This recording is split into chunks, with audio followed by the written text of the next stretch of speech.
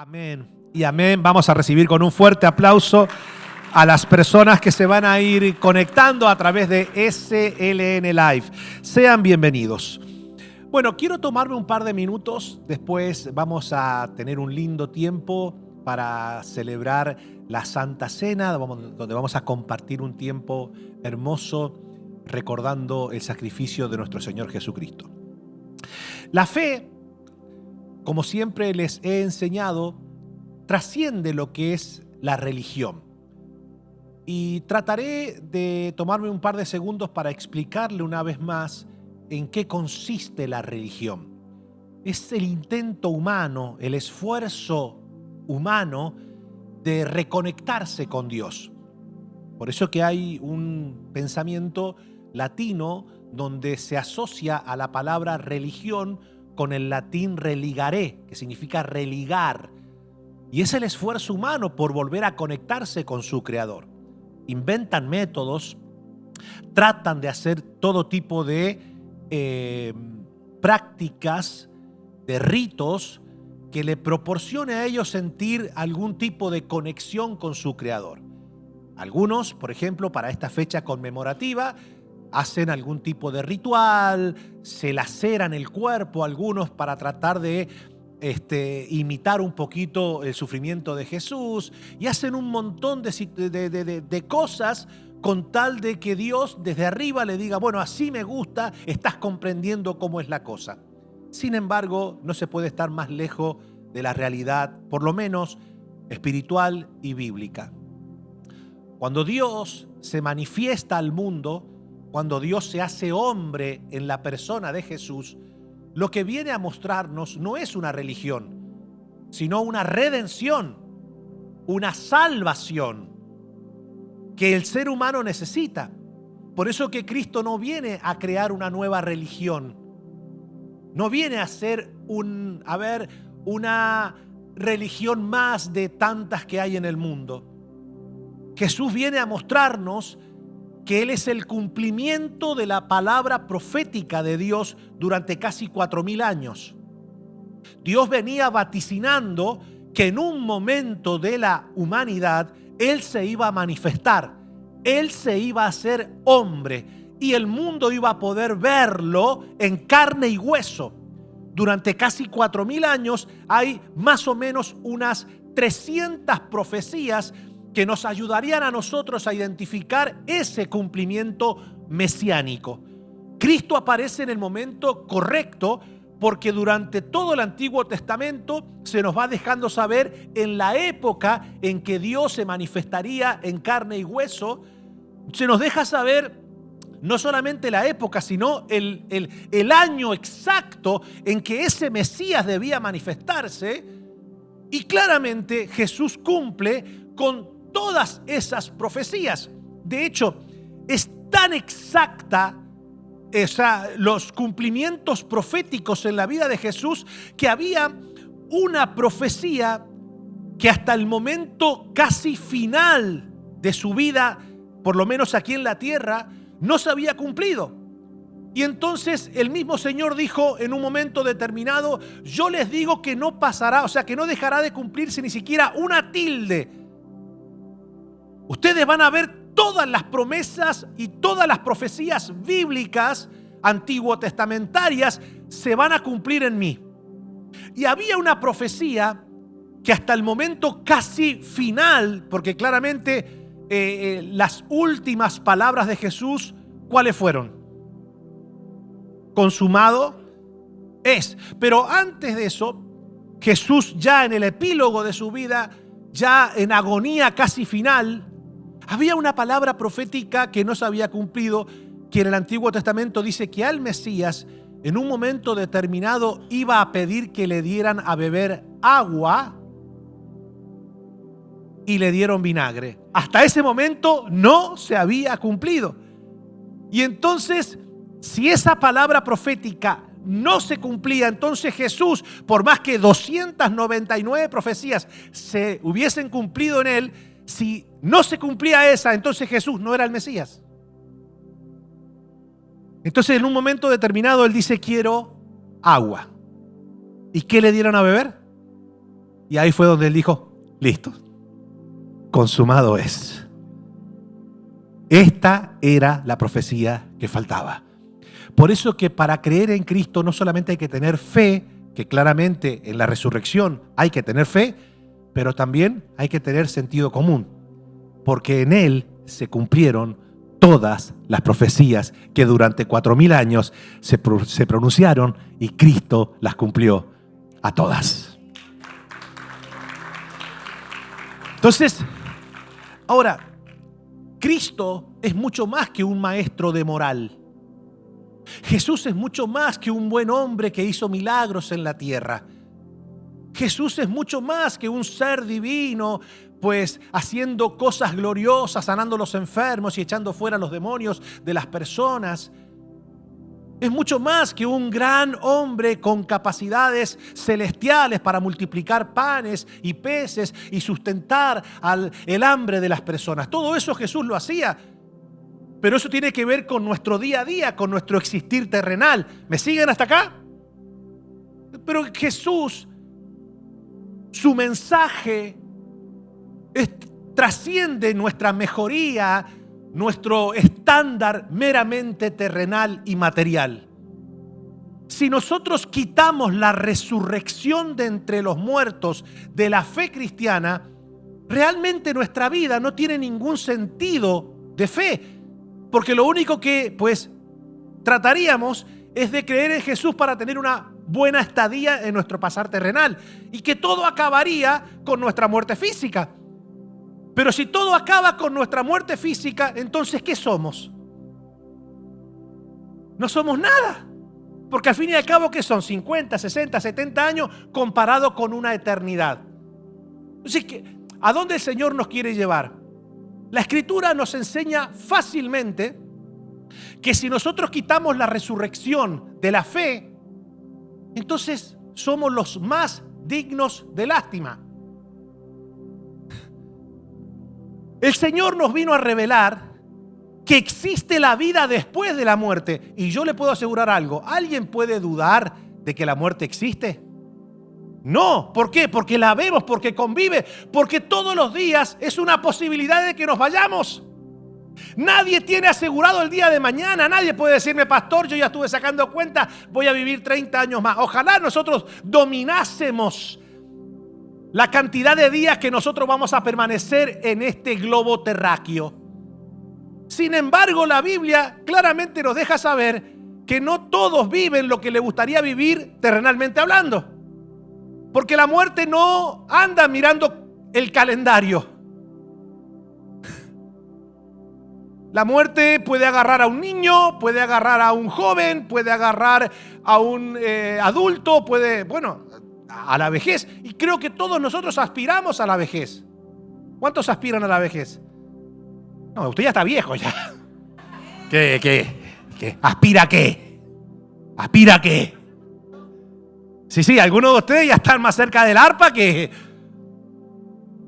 Yo le aconsejaría que tome algunas clases de arpa. Pero bueno, a mí me gustaría vivir mínimo hasta los 90 años. Mi esposa la otra vuelta me dice, a mí también, mínimo hasta los 90 años. Me dije, imagínate, oso, llegar a los 90 años juntos, viejitos los dos. Yo la miré a los ojos y le dije, ¿qué maldad te he hecho yo en la vida para que me decís eso? ¿Por qué estás ensañada conmigo? Y si no solamente eso, que partamos los dos viejitos a la presencia y allá en el cielo sigamos juntos. Le digo, no, es hasta que la muerte nos separe. No, es una broma. A ella le encantaría estar conmigo en la eternidad. Pero bueno, el Señor mismo dijo que allá en el cielo, como no va a haber más sufrimiento, no va a haber más casamiento. Mira, algunos están contentos diciendo, ay, pastor, ahora sí creo en la resurrección, ahora sí creo en la resurrección. Así que los que están solteros, apúrense, ¿eh? Ya, le estoy braviando. Ok, entonces, quiero que entendamos algo. La Biblia no es un libro religioso. La Biblia es el manual de vida que Dios nos dejó para que nosotros pudiésemos conocer no solamente su voluntad para con nosotros aquí en la tierra, no solamente la razón de nuestro existir, la procedencia de nuestra existencia, sino que el Señor nos deja saber qué pasa después de que abandonamos este cuerpo físico. ¿Existe la vida eterna? Sí.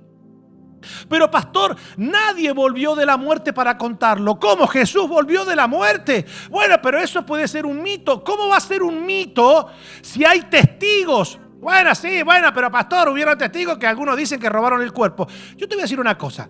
Esto es sumamente importante que lo entendas. Jesús tenía enemigos que lo odiaban. A ver, vamos. ¿Me dan 30 segundos? ¿Jesús existió? Sí. Pero ¿por qué, pastor? ¿Hay que creerlo a eso? No. A ver, es que es historia. No se puede negar que Jesús existió. Entonces, ya, ¿por qué? Porque hay, una multitud de evidencias que nos dejan saber la existencia de Jesús. Eso por un lado. 2, ¿Jesús tenía enemigos que lo aborrecían? Sí. Y yo te hago una pregunta, si esos enemigos que lo aborrecían descubrían que la resurrección es una mentira, ¿no la hubiesen puesto en evidencia de manera inmediata para decir, este era un charlatán más y se acababa todo ahí? ¿Lo hubiesen hecho? Ahora yo te hago una pregunta, ¿Jesús estaba custodiado? Sí. ¿Por los discípulos de él? No. ¿Por soldados romanos? Sí. Si se robaban el cuerpo y los soldados romanos pues no hacían nada, ellos quedaban expuestos a la muerte también. ¿Y vos te pensás que alguien va a prestarse para dar su vida por un farsante? No. Pero no solamente que Jesús resucita, pero se manifiesta. Se deja ver resucitado. Los mismos discípulos de él, que no eran hombres poderosos del status quo religioso, social, no, eran personas comunes y corrientes como nosotros. ¿Tú te piensas que ellos iban a ir a pelear contra soldados preparados? Así le hemos venido a pelear y lo vamos a sacar y corramos la piedra y saquemos el cuerpo y escondamos el cuerpo. ¿Vos te pensás que ellos lo hubiesen hecho si no tenían ni siquiera para empezar con un soldado romano? No era como ahora que iban a comprar armas y te saco y te rompo todo. No. Los soldados romanos estaban preparados, tenían armamento. Era imposible que ellos pudieran vencerlo. ¿Cómo estaban ellos a la hora de la resurrección? Escondidos, muertos de miedo. ¿Y cómo puede ser que un par de personas que están sin ningún tipo de armamento para enfrentar y sostener una mentira, están llenos de miedo? De repente ahora salen al mundo y comienzan a proclamar la resurrección sin importar que tengan que dar su vida por lo que están diciendo. ¿Te das cuenta, verdad?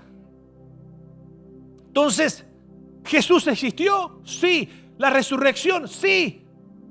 Porque sí, gente que está dispuesta a dar su vida. Después dice la Biblia que hubieron más de 500 personas, más de 500 testigos que presenciaron la resurrección de Cristo. Los enemigos de Cristo no pudieron negar su resurrección porque no pudieron evidenciarla cuando era algo muy fácil. Los mismos romanos no pudieron negarla. Y todo eso quedó registrado, documentado. Ok, entonces yo te hago una pregunta.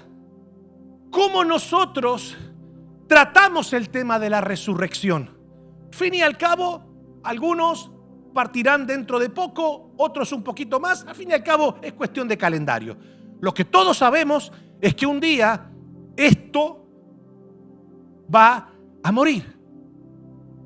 Y Dios nos proporciona a nosotros la posibilidad de elegir, fuerte, diga conmigo, elegir dónde queremos pasar la eternidad. Acá diga conmigo, Dios no manda a nadie, ni al cielo ni al infierno.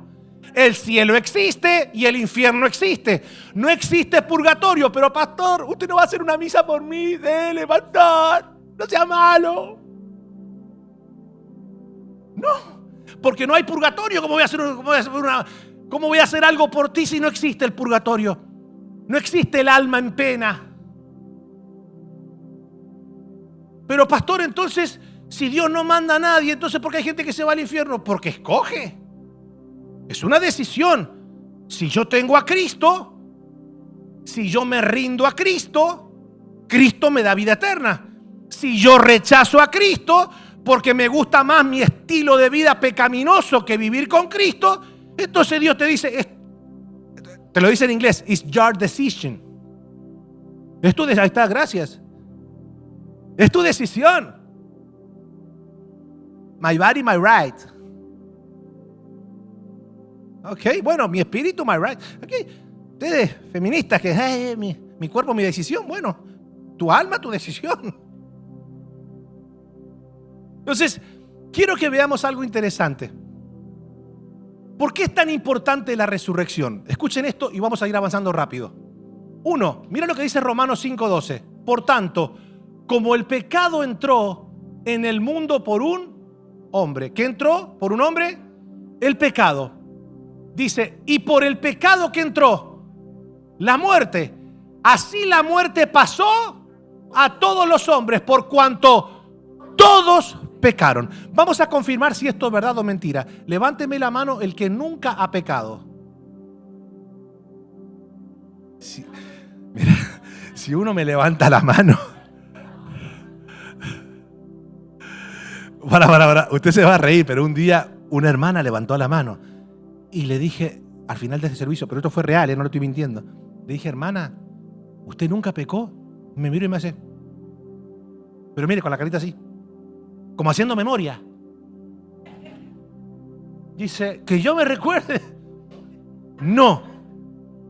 Después descubrimos que estaba media tostada.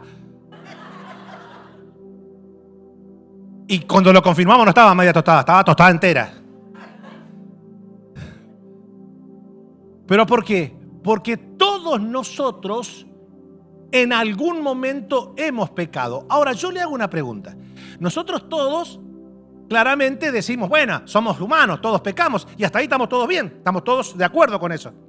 Entonces, ¿qué hace la gente? La gente dice, bueno, como somos todos humanos y todos hemos pecado, pues el que esté libre de pecado, que tire la primera piedra. Entonces la gente se defiende con eso, diciendo, nadie está en una situación moral y espiritual para poder levantar el índice y apuntarme con el dedo. Sí, la cuestión es que olvídate de la gente es criticona, le gusta juzgar y condenar, pero acá el problema no es de uno con la gente. Acá el problema es mi pecado con el juez.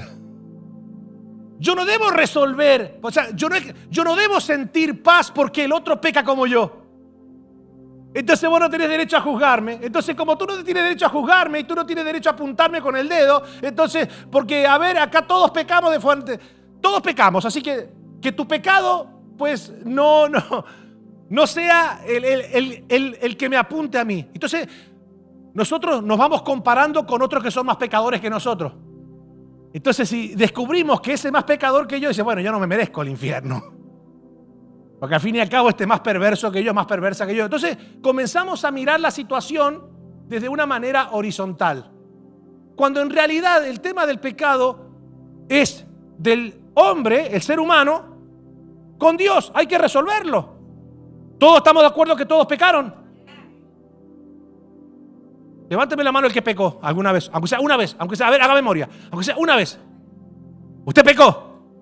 Ok, ¿cómo lo resuelve? Porque ya usted, al reconocer que ha pecado, ¿qué tiene con el juez? Tiene un problema que resolver. Pero pastor, ¿cómo se resuelve? Eso no se resuelve con, sorry, mala mía, mala mía. No, es un tema, claro, para nosotros es un tema como diciendo, no, pero para Dios es un tema serio, porque la paga del pecado es la muerte. Entonces escuchen esto que es interesante. El pecado introdujo la muerte. La humanidad necesita una solución real. Entonces, ahora vamos a entrar en esto. ¿Cómo se resuelve el tema del pecado? Según la Biblia, porque hay que resolverlo. Si usted comete una infracción, ¿a cuántos los han parado alguna vez con una infracción de tránsito? ¿Sí? Usted lo mira al policía y le dice, sorry, mala mía.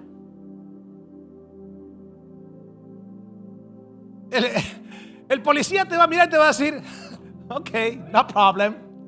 Recibo tus disculpas, pero ahora vos tenés que hacerte cargo de esto. Entonces, cuando uno comete un delito, cuando uno comete una infracción, se tiene que enfrentar a un juez. Ahora, imagínense una persona que comete un delito y cuando llega el juez le dice: yo reconozco que ese delito lo cometí porque yo no soy hipócrita. Yo lo reconozco. Pero ¿sabes qué? Ese delito yo lo cometí. Pero usted, señor juez, debe entender que yo soy un buen esposo. Si no, pregúntele a mi esposa. Soy un buen padre. Pregúntele a mis hijos si alguna vez le faltó algo. A mis vecinos dígale si ellos cuando no necesitan algo yo no les doy. Así que usted es un juez injusto. Porque claro, me agarró una, pero no cuenta todas las otras cosas que yo hago buenas. Entonces, así que, señor juez, si usted me sentencia por este delito que yo cometí, usted es injusto porque está dejando de valorar todas las otras cosas que yo hago bien. ¿Usted cree que el juez le va a decir: ay, me partís el corazón? La gente piensa que dice: oh. Y los fiscales: it's so cute. El juez le va a decir: señor, acá no estamos aquí para aplaudirle lo que usted hace bien, porque eso es... A ver, eso es un deber de usted. Usted no está delante de mí por lo bueno que ha hecho, sino por lo malo que hizo. Y acá se le está sentenciando por lo malo que hizo. Entonces hay gente que cuando se quiere presentar ante Dios dice: bueno, yo no soy tampoco tan mala persona. Reconozco que soy pecador. Pero yo no creo que Dios me mande al infierno porque yo no soy ni un violador, ni un asesino, ni ando tirando bombas por todos lados. Yo cometo mis errores como cualquier persona. Y la gente piensa y se hace la idea que Dios del cielo está diciendo: ¡qué buen argumento! ¡Qué buen argumento! Dios te dice: tienes un problema de pecado y lo debes resolver. Porque eso te lleva no solamente a la muerte física, te lleva a una resurrección, porque todos van a resucitar. Los que tienen a Cristo a la vida eterna con Jesús y los que no han tenido a Cristo a condenación eterna. Pero ¿cómo, pastor, si yo no soy tan malo? Pero escúchame, es que no se trata de bueno o malo, se trata de pecador. Hay que resolver el tema del pecado. Bueno, pero entonces, pastor, ¿qué? Y si yo le digo que no, el Señor me manda para... Te lo voy a decir con el término de Chavo del Ocho. Fíjate.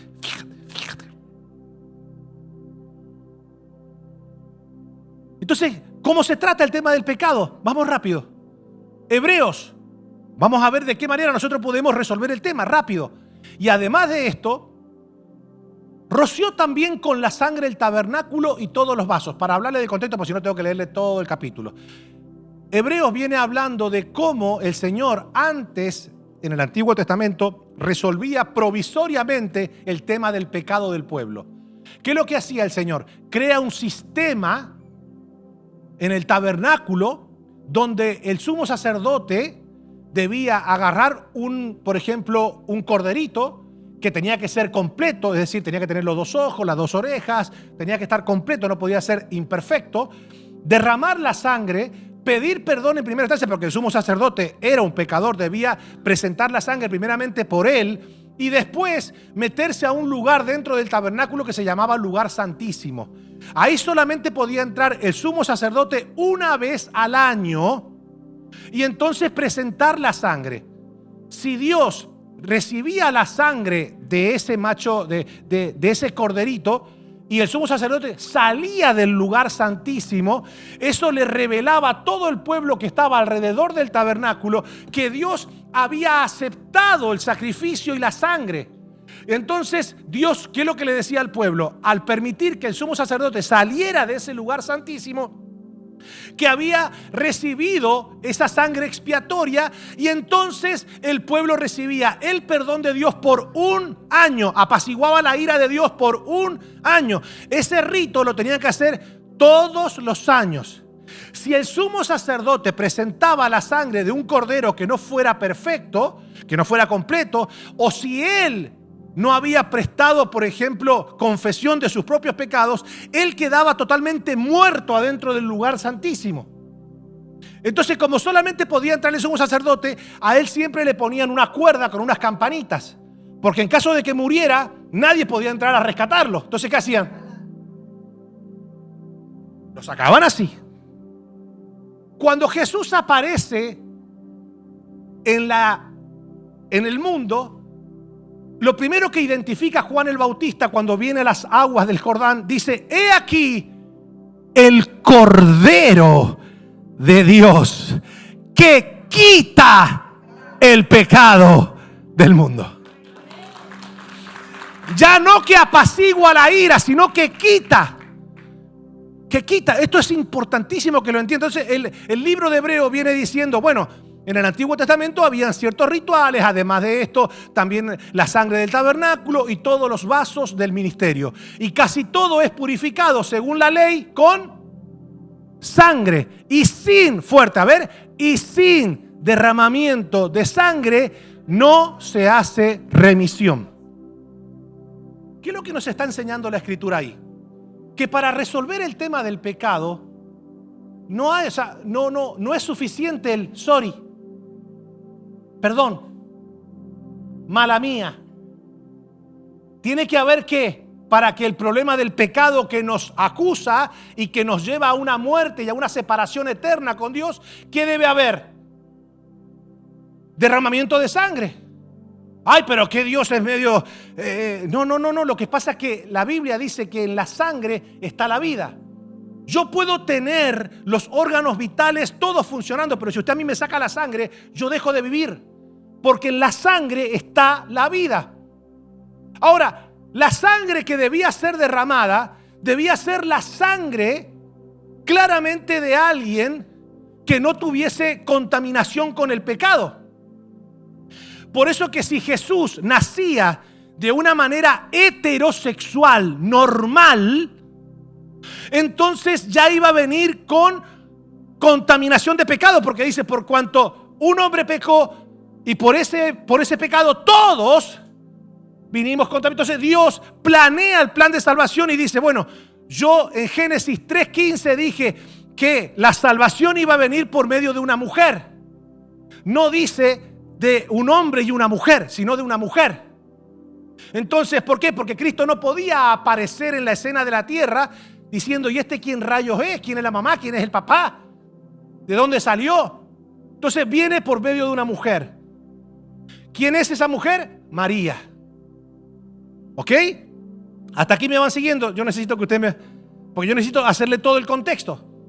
Ahora, como el pecado no se resuelve de manera completa a través de la sangre de un animalito inofensivo como un cordero, necesitaba claramente la sangre de alguien semejante al que necesita justificar su pecado. En este caso, Dios mismo dice, bueno, si todos los hombres pecaron, entonces ningún sacrificio humano va a ser válido.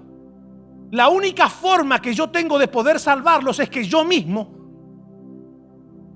esto es tan glorioso, es que yo mismo me haga semejante a ellos.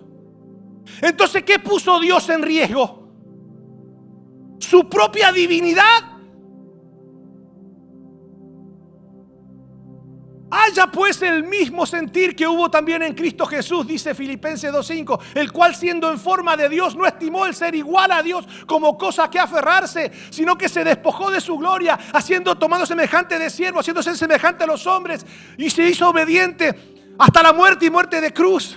Por lo cual Dios también lo exaltó y le dio un nombre que es sobre todo nombre, para que en el nombre de Jesús se doble toda rodilla de lo que está en el cielo y en la tierra y debajo de la tierra, y toda lengua confiese que Jesucristo es Dios, para la gloria de Dios Padre.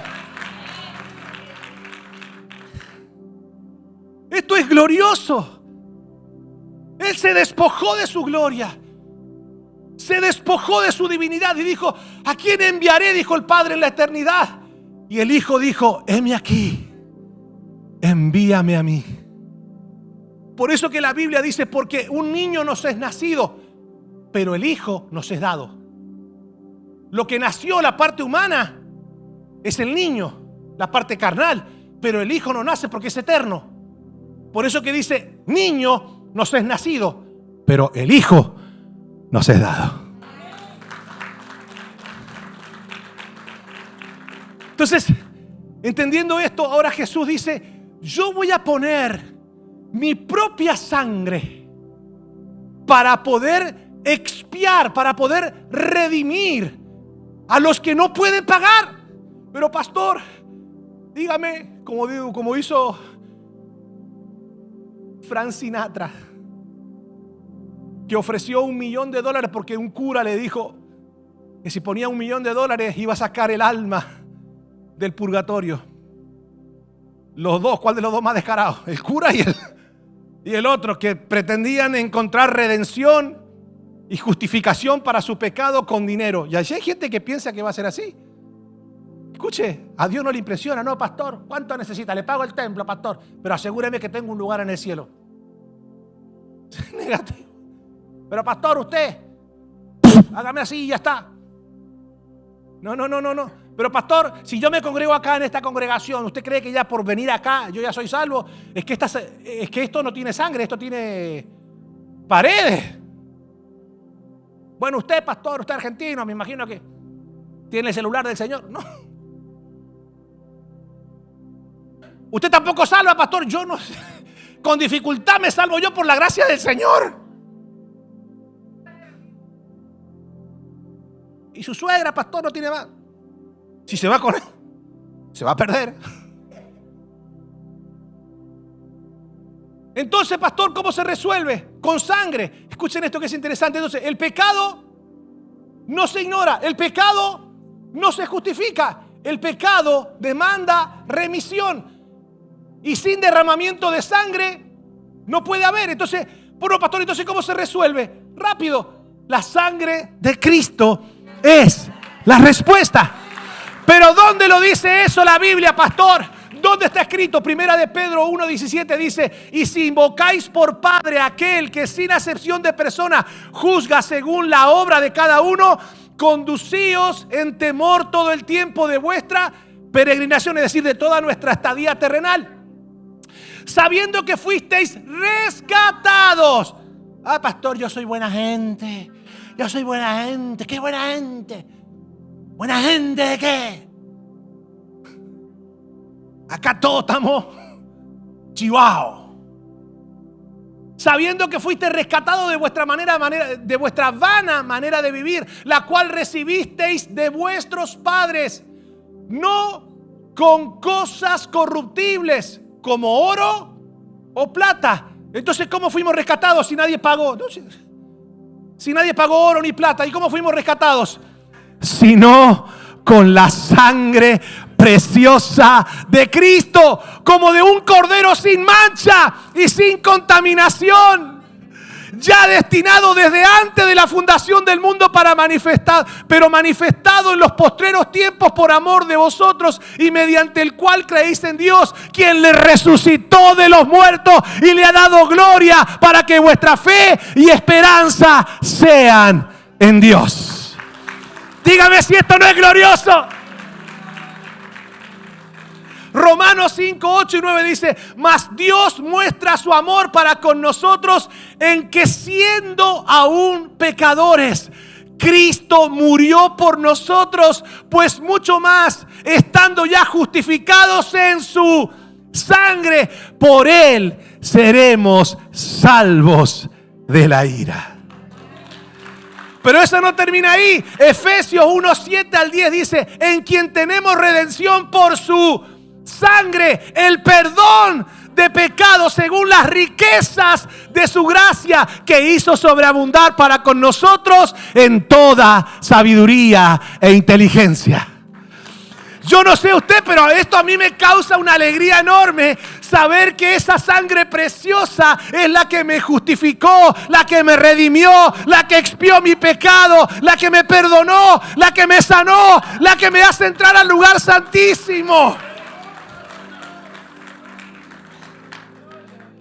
dándonos a conocer el misterio de su voluntad según su beneplácito, el cual se había propuesto en sí mismo, de reunir todas las cosas en Cristo, en la dispensación del cumplimiento de los tiempos, así las que están en los cielos como las que están en la tierra.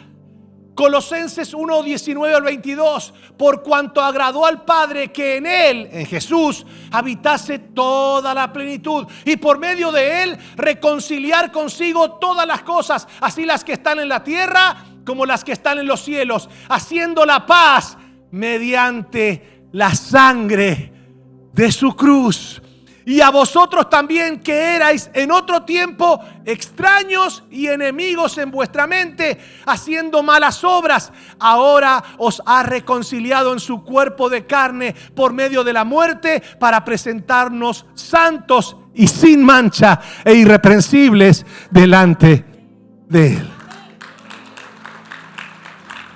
Entonces diga conmigo: la sangre de Cristo rescata, la sangre de Cristo justifica, la sangre de Cristo redime, la sangre de Cristo reconcilia.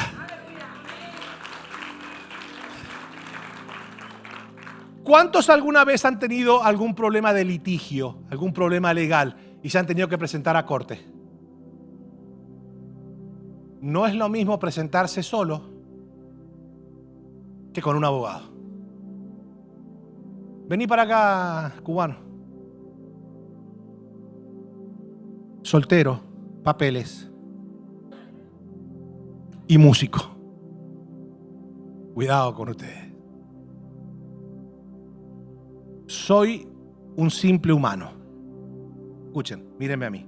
Soy un simple humano que me considero buena gente. No porque no sea pecador, sino porque no soy tan pecador a hacer cosas aberrantes. Peco como cualquier persona. Ok, necesito ahora otro varón. Otro varón, ni hoy. Venimos. Vení, acá está. Ahí está. Vení. Ahí está. Un cubano y un hondureño. Ok. Bueno. Casado, sí, recién casado. Mira la carita que tiene de feliz. Te quiero ver con esa misma cara dentro de 20 años.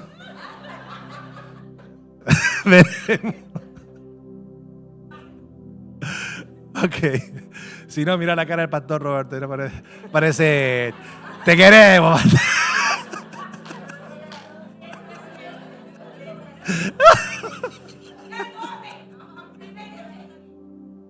Bonita. No, lo más importante es que son compañeros. Somos todos compañeros.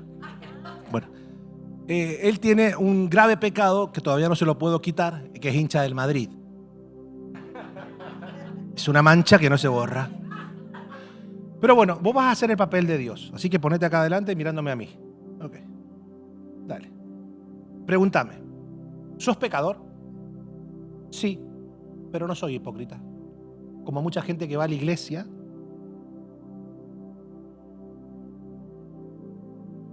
Ahí está. ¿Ok? Entonces vos estás ahí. Ok. Ahora vos sos Dios. Y vos me estás tratando a mí el tema del pecado. Así que yo, como reo, te digo a ti, juez, que yo soy una buena persona. No te voy a negar que no soy un pecador. Pero es injusto que tú me quieras mandar al infierno a mí. ¿Qué me respondes, Dios?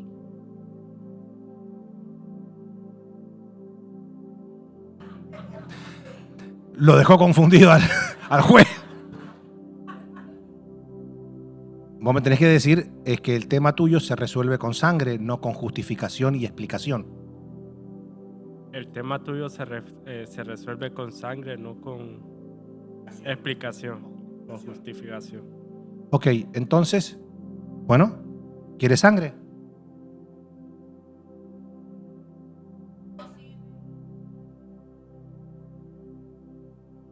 Eso no sirve. ¿Sangre? ¿Pediste sangre? Pero está contaminado. ¿Y entonces? ¿Y todo el bien que yo hago no me puede salvar? No.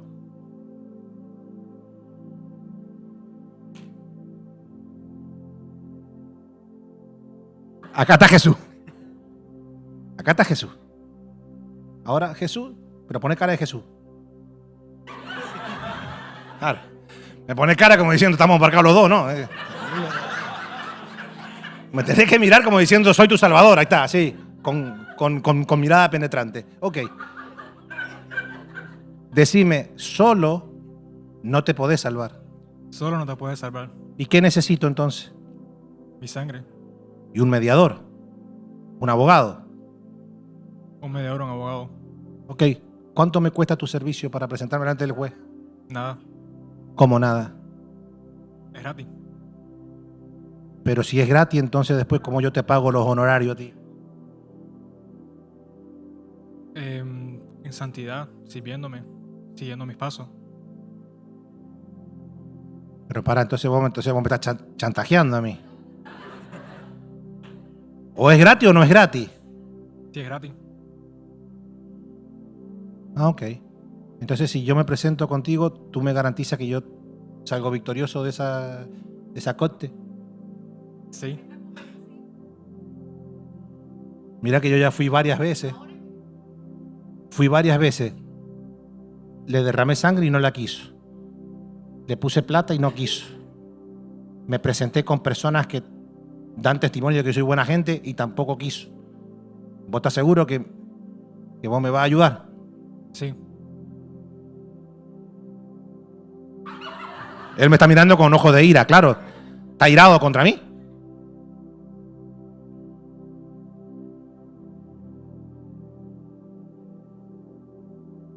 Señor juez, mire, le traigo este abogado que me dice que su sangre puede justificarme delante de usted. ¿La puede examinar? Mostrarle la sangre, por favor. Entonces ahora, señor juez, ¿yo tengo vida eterna?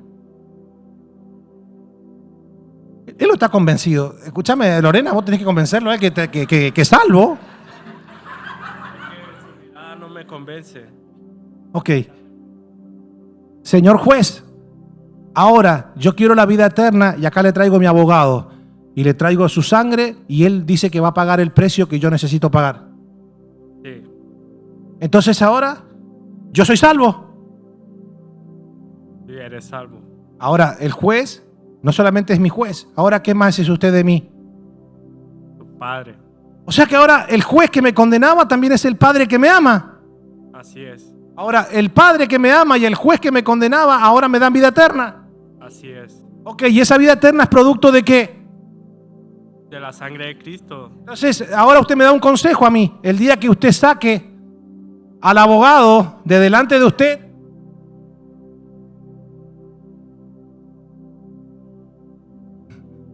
otra vez estoy en candela, porque lo que me mantiene salvo es Cristo Jesús representándome cada día de mi vida. ¿Qué le parece? ¿Se entendió? Entonces, aceptar a Cristo es mucho más que hacer acto de presencia dentro de 4 paredes en un templo evangélico, cristiano, católico, mormón, adventista o musulmán. Esto no se trata de acto de presencia en un lugar donde se hable de Dios. Se trata de que la persona tiene a Jesucristo como su Señor, su Redentor, su Cordero inmolado y abogado delante de Dios. Entonces, esto es interesante. Me dan 2 minutos más y terminamos y tomamos la Santa Cena. Entonces, la resurrección no anuló la cruz, sino que la confirmó. ¿Por qué? Porque, no hubiese habido resurrección si primeramente no hay cruz. ¿Y la cruz qué representa? La sangre, el derramamiento de la sangre. Porque nunca hubiese habido resurrección si Dios no hubiese aceptado la sangre. Y se recuerdan, esto está glorioso. ¿Están listos para lo que le voy a soltar? Y ya con esto merece que terminemos. ¿Pero están listos para lo que le voy a soltar? Dijimos que el sumo sacerdote en el Antiguo Testamento debía presentar la sangre de un corderito y meterse al lugar santísimo.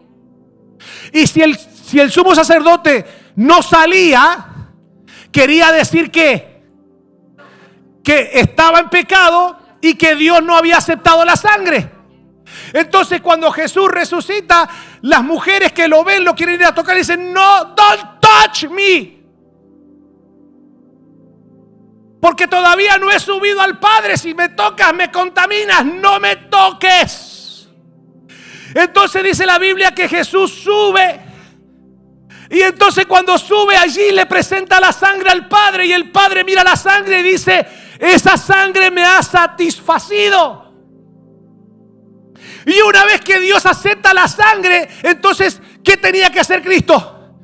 salir del lugar santísimo y mostrarse.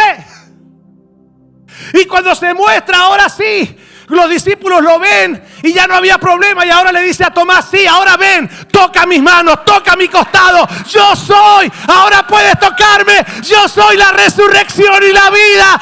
El que cree en mí, aunque esté muerto, vivirá. Vivirá, vivirá, vivirá. Él no es una religión, Él es la vida eterna. Él es la resurrección de entre los muertos. Él es el alfa, Él es la omega.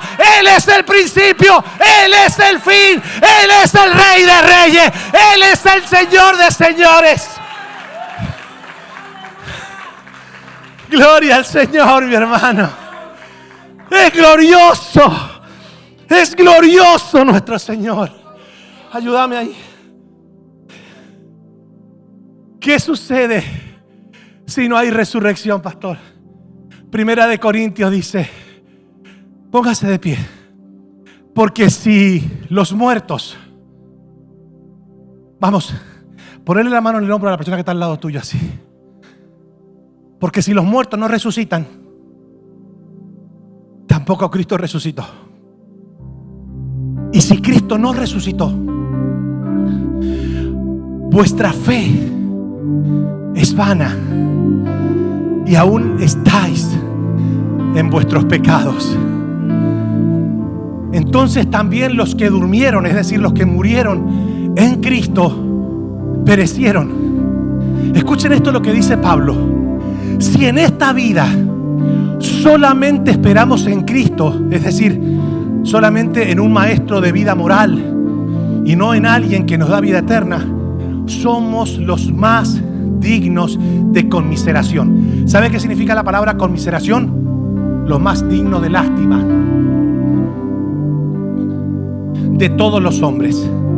Pero Pablo dice: mas ahora Cristo ha resucitado de los muertos, primicias de los que durmieron es hecho.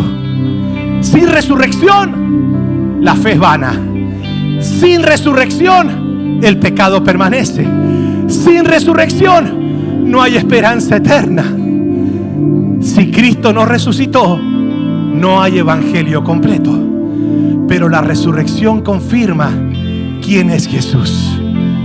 Romanos 1:1-4 dice: Pablo, siervo de Jesucristo, llamado a ser apóstol, apartado para el evangelio de Dios, que Él había prometido antes por sus profetas en las santas escrituras, acerca de su Hijo, nuestro Señor Jesucristo, que era del linaje de David según la carne, que fue declarado Hijo de Dios con poder según el Espíritu de santidad, por la resurrección de entre los muertos.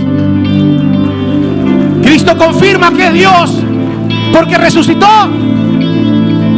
La resurrección es la confirmación divina de su identidad. Jesús no fue solamente maestro, Él es el Hijo de Dios, el Mesías. La resurrección confirma que el sacrificio fue aceptado. Romanos 4:23-25 dice: y no solamente con respecto a Él se escribió que le fue contada, es decir, a Abraham, sino también con respecto a nosotros, a quienes ha de ser contada, esto es, a los que creemos en Él, que levantó de los muertos a Jesús, Señor nuestro, el cual fue entregado por nuestras transgresiones y resucitado para nuestra justificación. Fue entregado por nuestras transgresiones y fue resucitado para nuestra justificación. La resurrección confirma que Jesús fue aceptado. La resurrección derrotó a la muerte.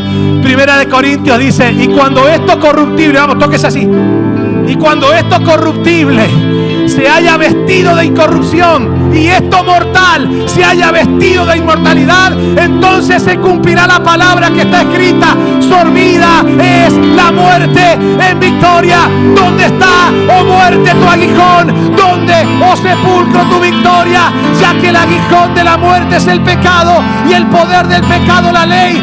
Mas gracias sean dadas a Dios, que nos da la victoria por medio de nuestro Señor Jesucristo. Aleluya.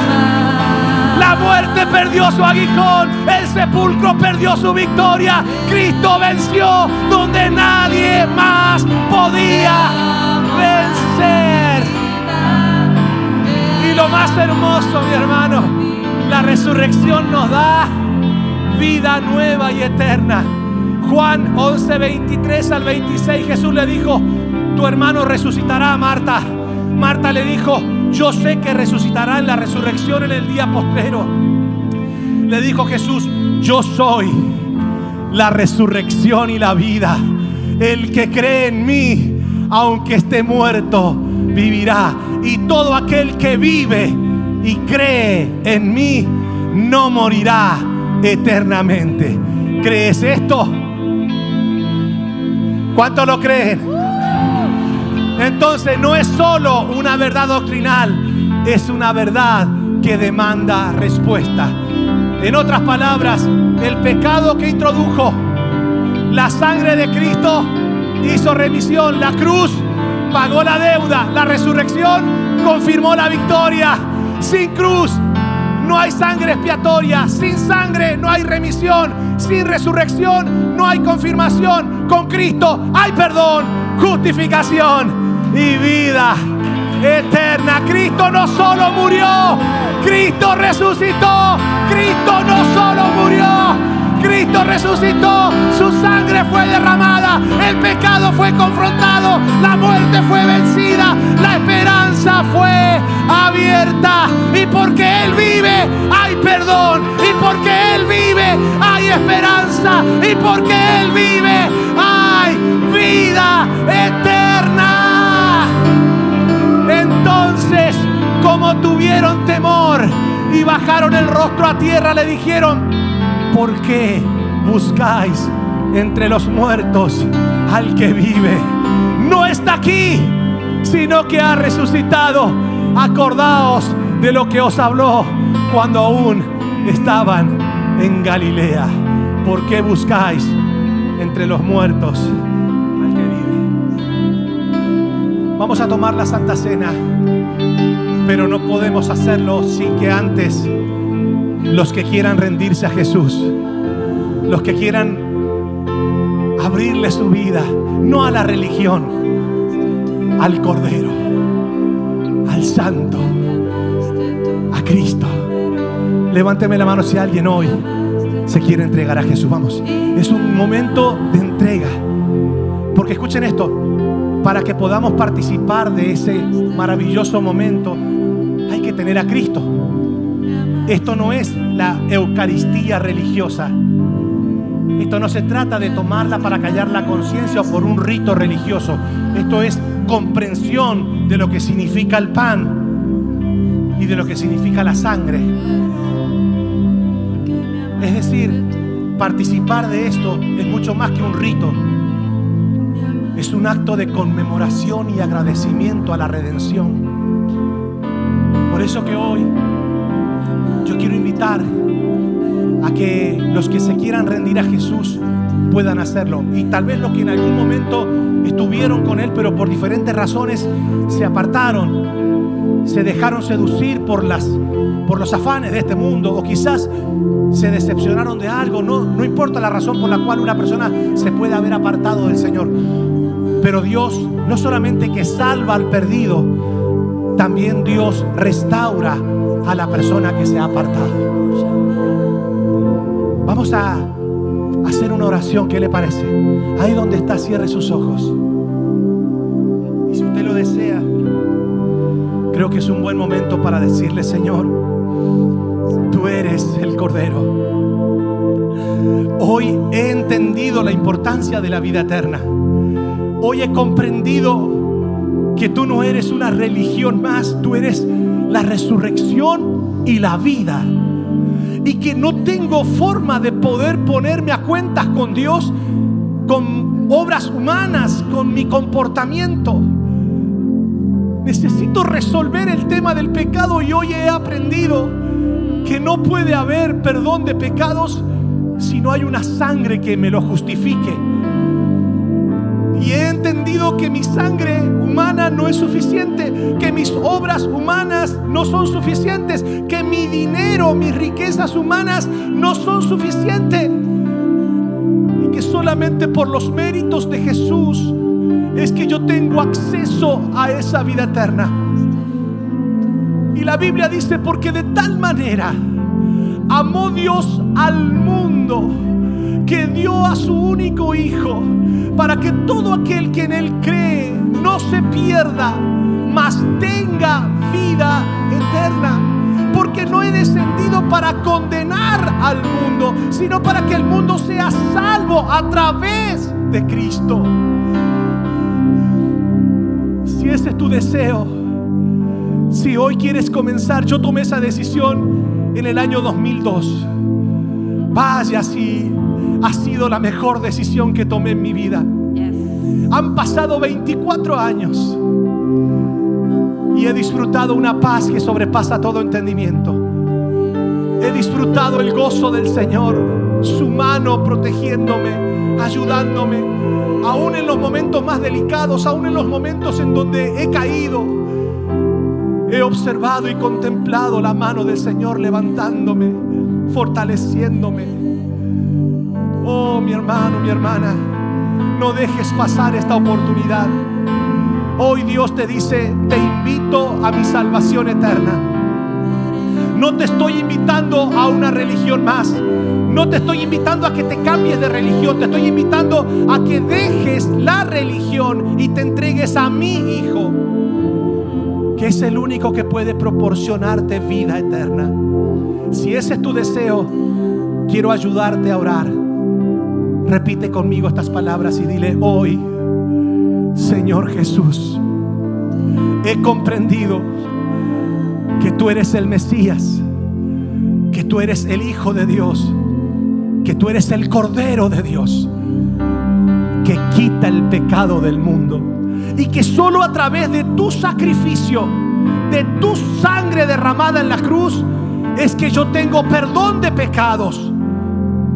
Y que tú tomaste mi lugar en esa cruz, porque era yo el que merecía estar allí, pero tú pagaste el precio por mi pecado. No solamente que entregaste tu cuerpo, derramaste tu sangre, y Dios te premió levantándote de entre los muertos y sentándote a tu diestra para siempre. Hoy te pido perdón, oh Dios.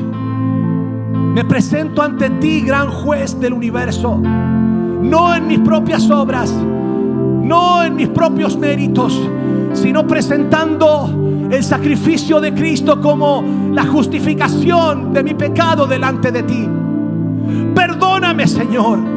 Reconozco que he pecado y que no tengo forma de poder saldar el precio, y que solo a través de Cristo es que puedo ser justificado y tener paz para contigo.